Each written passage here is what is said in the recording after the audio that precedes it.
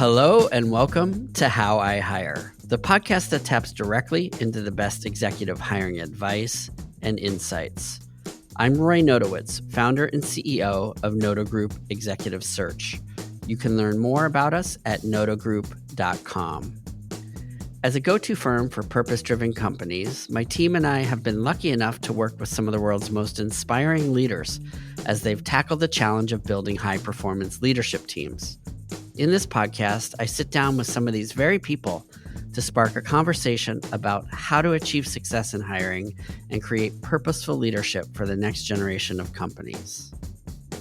Bryan Adams joins me on the podcast today. Bryan's the CEO and founder of Ph.Creative, an employer branding and talent attraction agency.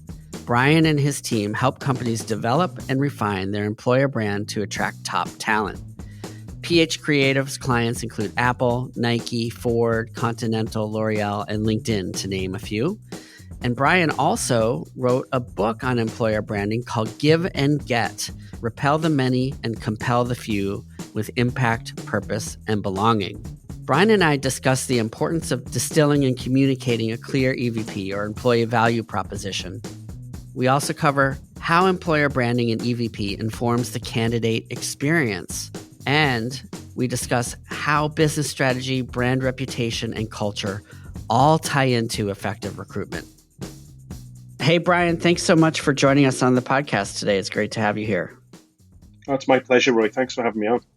So let's start with your career journey. What was your path to becoming a prominent employer brand thought leader, best-selling author, and founder of Ph.Creative? I wish I could say it was a grand master plan, but it was naivety and by accident, actually. We were running a business with not a lot of point of difference, and we were lucky enough to fall into the recruitment space and do some marketing. And we just saw the opportunity, and it was really early on the emergence of employer branding. We jumped in, and it's just been a fascination ever since. That's awesome.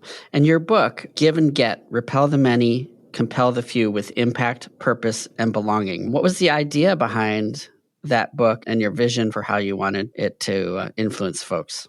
Yeah, so when we really dove into the niche of employer branding, rather than just adopt the conventional, traditional approach, we built our own philosophy and strategic framework from the ground up. Again, more from naivety than anything else, really. But we found that it really worked and it was different, and it very quickly became our competitive advantage in the marketplace to win new clients and to deliver great work. We reached a crossroads. Our vision is everybody loves their job. Our mission is to help people make better career decisions and match companies with more ideally calibrated talent. So do we take a step closer to our vision, write the book and give away our secret? Or do we hide our talents under a bushel and keep it as a competitive advantage? And we wrote it down and published it in a bid to sort of put a dent in the universe. So we're really pleased with the fact we've changed the employer brand industry. So I've also subscribed to the idea of repelling and compelling at the same time, really being accurate in how opportunities are represented so people can self-select and identify whether or not that's a mission or a challenge they want to put their heart and hard work into. And so as it relates to the impact, purpose, and belonging, how did that come into the picture for you to include that as part of your title and topic within the book? Essentially, over the many years, we've worked with lots and lots of different clients and conducted research to get to the authentic truth of how it feels to be part of an organization and bringing the employee experience to life. We found that all of the insights, once distilled, fitted into one of these three buckets of what people are looking for from their career and actually life in general. People want to feel like they belong to a group. They want psychological safety and they want an element of fun and pleasure and all of those things. People are looking for meaning in their life. What's it all about? Why am I doing it? And also a sense that their contribution matters. So, essentially we've tried to distill down and make it as simple as possible. And in terms of three quality checks, if your employer brand doesn't touch on and satisfy these three things, then typically there's going to be something missing and it's not as competitive as it should be. Interesting. So tell us about your business and how you and your team help client companies. So we're a specialist employer brand agency now. That's all we do. Apart from, we've also got a platform called Happy Dance, which is the Premier Careers website platform we're really proud of. But essentially, we're end to end in this space. Our superpower is listening and getting to the heart of an organization and understanding that unique DNA. But the premise and the big core idea in the book is working with organizations so they really will look at EVP differently. So rather than a magnet to attract, it's more of a smart filter. So people are making better decisions. And we've also got a way of contexting the harsh realities and adversities that exist in every organization. Instead of just pretending they don't exist, Right. we put them into context, use it as a proposition. And what we find is that actually elevates the strengths, benefits, and opportunities. It doesn't detract, it makes you more competitive. So that's the heart of what we do. We've got a great creative department, and we bring that to life, and we manage employer brands afterwards. But this is the space that we live and breathe. So, how do you get to that employer value proposition, or what's your methodology or process to get to the essence of an employment brand? Ooh, we're touching on the next book now, Roy. That's quite an insightful question. But we have a 7D process, which I won't bore you with what all of those Ds are, but it's tried and tested. It's about getting to the heart of what is the right solution for the organization. And obviously, we focus a lot on the talent experience and the individual, the employee, the alumni, the candidate. But 99% of the success of what we do comes down to aligning with the forward motion of a company. It has to be fit for purpose. It has to be a sharp tool to drive the talent strategy forward. So it starts there. We do research, qualitative and quantitative. The key there is it needs to be representative of the whole organization, and that's not just geographic, it's also from a demographic perspective, from a seniority and tenure and all of this diversity aspects as well. Then we hold up a mirror to the organization and make sure that the research isn't just perception, it actually is reality. And then we shape the strategy and bring it to life. And what we're looking for when we bring it to life is we want to make our client partners the most relevant brand in the marketplace. So they're more relevant to the talent audience than competitors. And we want to give them a point of difference, and we want to make them memorable. So there's a lot of science, but there's also a bit of art as well, which we love combining. And so when you hold up that mirror and the company looks at their employment brand as it's represented by all those interviews and research that you do, how much of the narrative that you create going forward in terms of attracting talent is shaping the perceptions or helping the company evolve their employment brand to a place where they aspire to be versus the reality of where it is today? Yeah. So the key differentiator with employer brand is it needs to be representative of the reality of today. But there also does need to be an aspect of aspiration. It's a complete myth that you can't be authentic and aspirational at the same time. A good employer brand should be a very tangible bridge between the truth of today and the direction of where you're going to be tomorrow. Otherwise, it's not a forward facing brand. It's not a tool to help you get there. Yeah. So that aspect is really important. When we do reflect back the research, sometimes some of the things leaders don't like, but they have to embrace it because it's not going anywhere. Other times, there's aspects that they don't like and they decide to change, but that's not our decision. That's a crossroads in the project. And Right. then usually there is a little bit of debate and decision making at that point. And again, it's about aligning to move forward towards a solution that's going to serve the business well and is really representative of the organization, sets expectations such that it is authentic, but also does include that element of aspiration where people can aspire to achieve more in their own career and contribute to something worthwhile going forward. That's fantastic. Let's talk a little bit about why this is important and what's the business case for it. When should companies start thinking about this? I may be a little bit biased here, but I passionately believe people are the only competitive advantage left in business. Even with the emergence of AI, I would argue people are now even more the differentiator because the gap between great technology being a differentiator is closing massively. So any competitive organization that has any success criteria whatsoever needs to invest in great people. They need to win an unfair share advantage in the marketplace. and get the best talent from their competitors, so on and so forth. So an employer brand has now been proven. You don't need my stats or case studies. It's very well documented now that an organization invests in their employer brand tends to do better from a performance perspective. And it can be of any size and varying degrees of sophistication. It comes down to just a couple of core essential ingredients. It's having the clarity of who you are and who you need to attract to move forward, and the confidence to lean into 360 degrees of the truth. So, not just the strengths, benefits, and opportunities, but also the challenges, the harsh realities, and the adversities that people might face as well. Because the best candidate experience you can possibly offer somebody is enough information to decide not to apply in the first place. That's the best case scenario, because most candidates are not going to get that role. So that's what we set out to achieve. Interesting. So, at what stage or size do companies typically start developing or implementing employment brand strategies?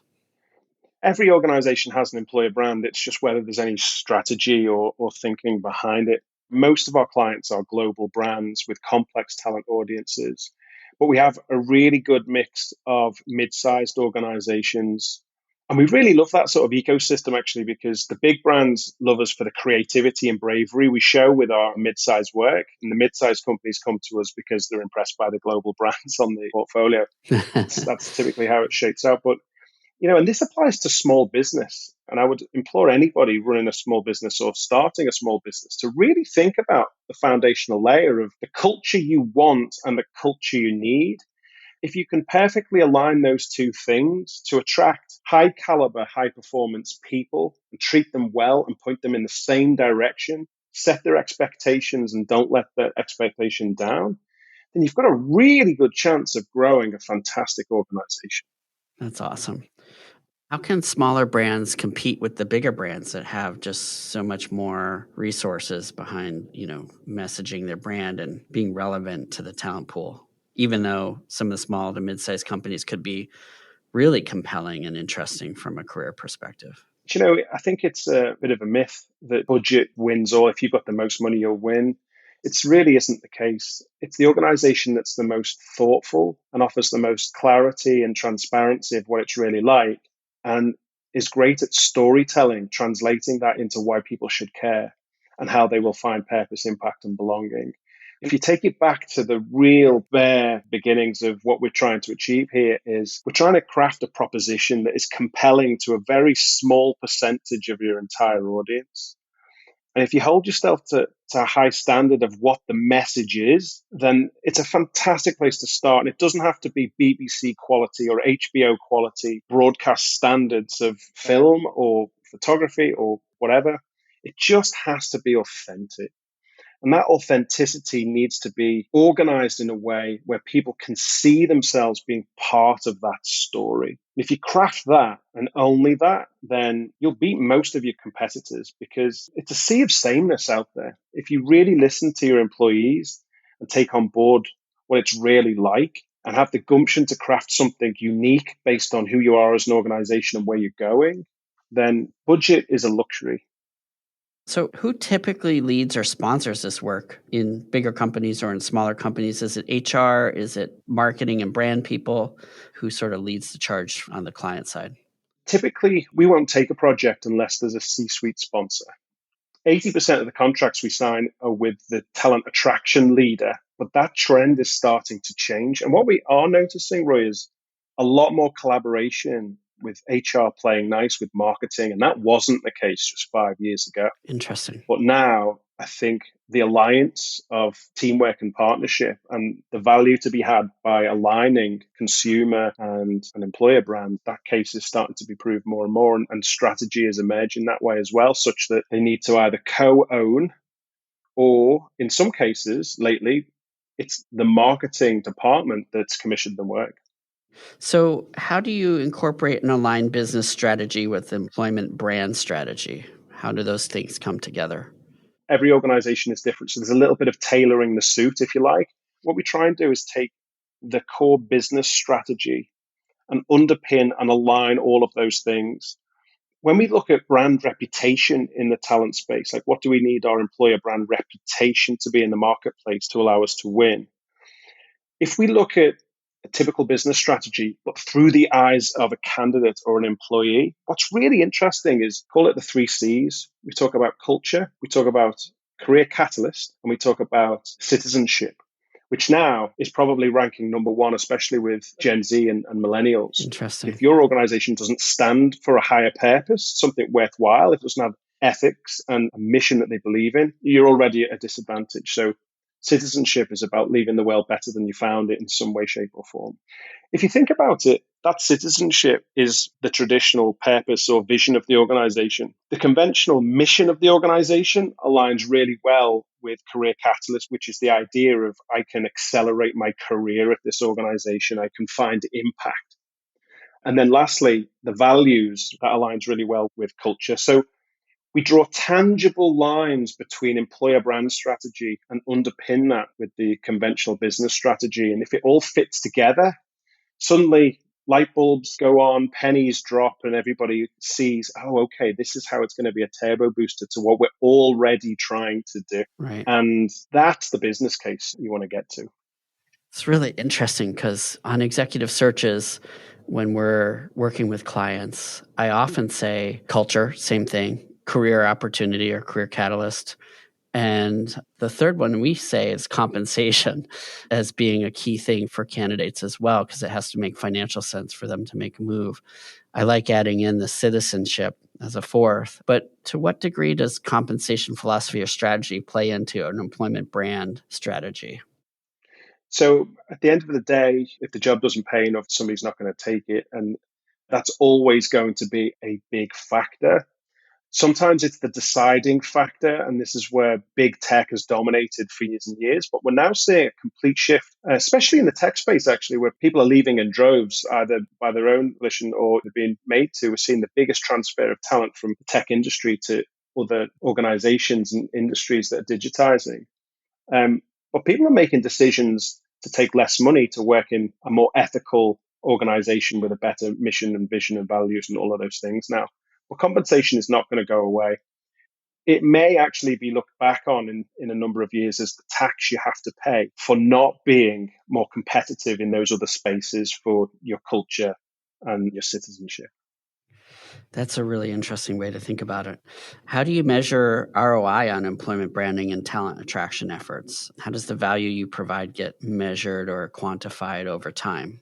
This could be an hour-long conversation, easily just this one question, but typically I like to talk about two headline metrics in isolation from an employer brand perspective, which is the percentage of valued applicants from an attraction perspective and the reduction in regrettable loss on the back end. So not just retention, but regrettable loss. If 100 people left your organization, how many people would you want to rehire tomorrow? Because that's when you're really getting to the nuts and bolts of how effective your culture is. Outside of those, what we like to do right at the start of our work and working with a new client is analyze all of the key priorities that already exist in the organization and find the people related derivative to every single one of those. A lot of the time they overlap. And if we can distill those down, that's the dashboard we start with. Over time, as you get more sophisticated, you can develop more metrics. Like, okay, so if that's what we're measuring at the top level, what's underneath that we need to start moving the needle on. Right. So if you start with the existing priorities of an organization, start measuring the impact on those, you'll figure the rest out quite easily, actually. What about at the mid to senior levels? Is there any difference between how that ROI is measured?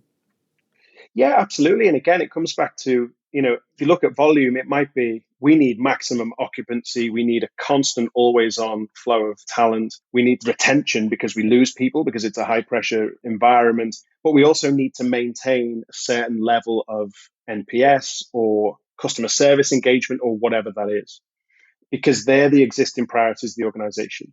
In management, in corporate, the metrics might be different. It might be around productivity, the impact they have on culture, general engagement levels, diversity, equity, and inclusion. It really does depend on what's the focus of the organization. Usually there's a litany of fires that the organization is trying to put out. So there's urgent need to improve certain KPIs. So we tend to look there as well. But it's not a one size fits all. You're absolutely right, Roy. So once the employment brand sort of messaging and foundation and all the creative assets and everything's built, what needs to be done to maintain that? And what are the things that happen later on? Yeah, so typically what we do is we create assets and resources for various different stakeholders, and we call them toolkits. So it might be we'll produce a toolkit for recruiters and hiring managers, a toolkit specifically just for onboarding at a variety of different levels or campus recruiting, or there might be an alumni toolkit of assets and resources. We look at it like that in the different aspects of the business. For smaller organizations with more lightweight employer brand, it's a simple suite of assets that kind of serves all purposes. For large organizations with global talent audiences, we look at geographic requirements. We look at creating global master artwork and leave space for the localization and just have some rules around that. Typically, then we're into the realms of creating playbooks and employer brand Bibles and so on and so forth. So everybody knows how to use it and stays consistent, and you get that brand continuity. And do you even customize down to the job level? Yeah. So we can go right down to the specific job role. And when we do talent attraction campaigns, we certainly do. What we try and do for organizations to keep it simple is we'll create personas at the job category level to begin with. Job descriptions and writing engaging, compelling, accurate job descriptions is probably the bane of my life when I look on somebody's career site and all the rest of it. Yeah. We offer training, we offer copywriting, we deliver a certain number of templates when we produce employer branding, but that's something you've got to stay on top of. It takes one rogue recruiter desperate to get an urgent job up and it can all fall down. So, what trends or challenges or opportunities are talent acquisition leaders focused on currently, just based on, let's say, the last 12 months? Well, I think everybody's wrestling with AI and they're looking at efficiencies. There's organizations we're working with that are just starting now to realize the AI revolution isn't just around the efficiency of the organization, it's also leveling up candidates. So now it's harder to screen or analyze or assess candidates because everybody's basically them plus ChatGPT and all the rest of it. But beyond that, on the macro level, certainly organizations still need to have their what we learned from COVID, how have we changed since COVID stories, and getting back to basics of being much more human. There's a lot more user generated content being produced now because that element of authenticity is in real high demand. I think the talent audience is a little bit more cynical and they'll spend more time researching to get to the truth. And then going full circle to where we started the conversation is this aspect of citizenship, really dialing up the purpose and meaning of an organization and trying to put heart back into the employer brand. That's something we're seeing is absolutely essential now. A lot of times with postings, that differentiation is important because there's a lot of noise out there in the market. And a lot of people are hearing about it through their networks and LinkedIn and different tools. So, how does that play in terms of the channels of communication? How do you think about that, the way jobs get sort of socialized? Well, I mean, we mentioned just a couple of minutes ago, there's still a litany of really bad job descriptions, poorly written, very low engagement. A lot of the time, it's just text on a page. And if you think that's good enough, you're in major trouble already. But if you think that you've just got to be a little bit better than your nearest talent competitor, then again, you need to rethink that idea because you're now in the market of attention. Your competitor is TikTok, Netflix, Amazon Prime, Disney Plus, all of these different things, YouTube. Getting attention and keeping it and trying to create affinity and interest is getting harder and harder and harder.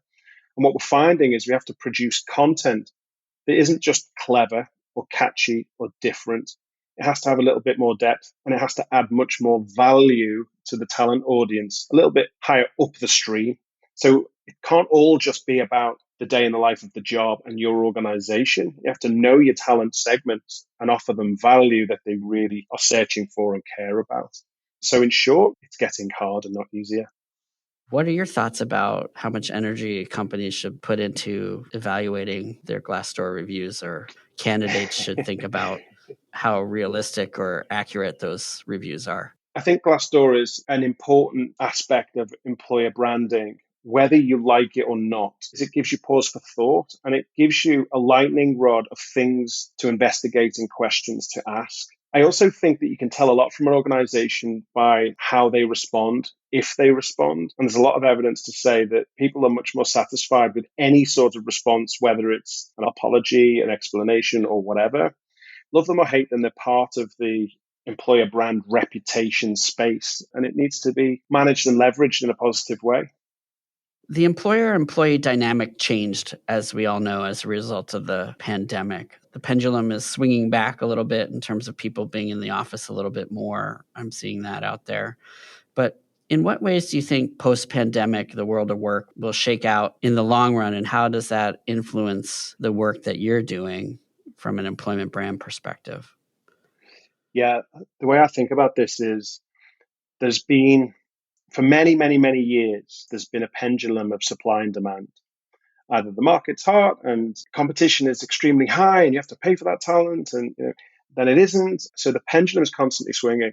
The pandemic broke the pendulum.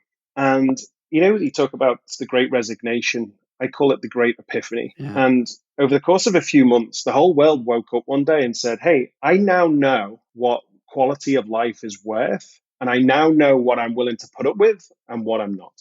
And then you add in Gen Z into the mix, who are already very clear on what they perceive their worth to be and what they're looking for out of life. And so I think we're in a space now where the basic hygiene of what an organization has to offer has increased and will never go away. And to a degree, if you want the best talent, you have to bend towards the aspirations of that talent, even to the point of having a political voice and deciding what type of organization you are from that perspective. And I think there's many stories waiting to play out over the next couple of years as organizations try and get people back into the office. So the degree of flexibility and empathy and compassion has risen, and I just don't think it's going to regress. So the idea of things changing from supply and demand is shattered now. And I think organizations need to lean into and have a great story of how they propose to deliver quality of life for their people. Interesting. Yeah, I don't disagree with that at all. I do think it's probably a good thing too for the world and for companies. I think they'll get more productivity ultimately from their teams. So, where do companies typically fall short when it comes to employment branding or talent attraction efforts? What are the risks or downsides of not doing this work? Well, not doing this work at all makes you just less competitive because you already need to be able to compete and get the attention of talent and convince them to join, which is hard with an employer brand. The biggest challenge or mistake that we see is being too ambitious with painting a very attractive picture and saying things and putting messaging out there that is highly effective at attracting talent, but setting that talent up for a bit of disappointment and setting their expectations falsely such that when they get inside, they feel missold, which is a very costly mistake to make. So the market is maturing such that we are now seeing organizations willing to tell a balanced picture and actually lean into, hey, here's the 5 reasons why you shouldn't join our organization, because we're very protective about our culture, which I think is a compelling perspective. That's the biggest mistake, but I think the market is trending to sort of learning that lesson quickly. So, what are some tangible ways that this type of work can accelerate or improve success in attracting or hiring or retaining diverse talent? To find and attract and keep more diverse talent, organizations are going to have to be a little bit more brave and a little bit more transparent. And I think it comes down to transparency. And we're working with an organization, Intuitive, and they have a number of ERGs and they really listen and put their ERGs at the forefront of a lot of the work that they do to just always make sure that there isn't any biased perception in the room and that they're making decisions on an inclusive basis. And I think that's the way forward.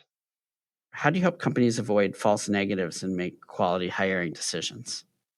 So I think employer brand can really help be more inclusive from a messaging perspective.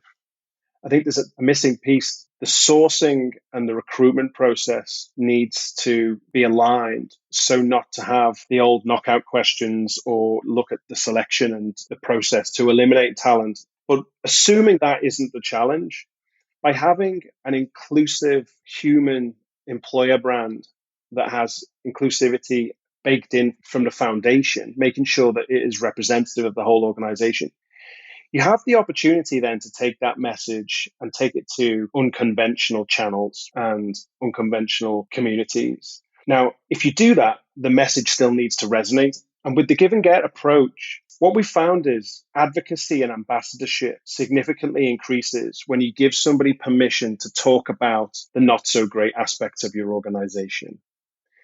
You also tap into an incredible pool of passion and pride when you talk about how somebody is thriving within those conditions, because it contexts how their capabilities are so valuable because they have achieved despite the conditions that they have to work in.